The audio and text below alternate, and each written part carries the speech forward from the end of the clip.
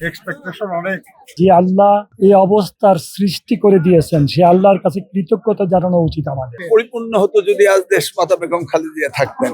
সরকার বিরোধী দল মিলে একটা গণতান্ত্রিক ধারা আমরা যাতে তৈরি করতে পারি। অনুভূতি প্রকাশ করার মতো ক্ষমতা আমার নাই। আমি বুঝি যে আল্লাহ এই অবস্থার সৃষ্টি করে দিয়েছেন সে আল্লাহর কাছে কৃতজ্ঞতা জানানো উচিত আমাদের।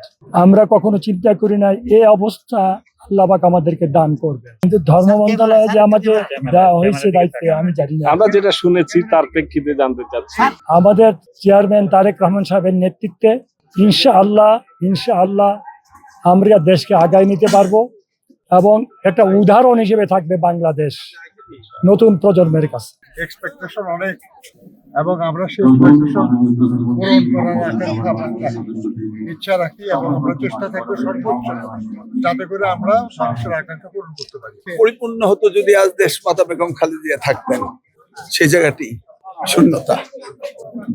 মানুষের যে নিরাপত্তা, নারী পুরুষ সহ এখানে সকল জাতি সকল ধর্মের মানুষের যে নিরাপত্তা প্রতিষ্ঠা, আমাদের সেইটা খুব জরুরি একটা চ্যালেঞ্জ।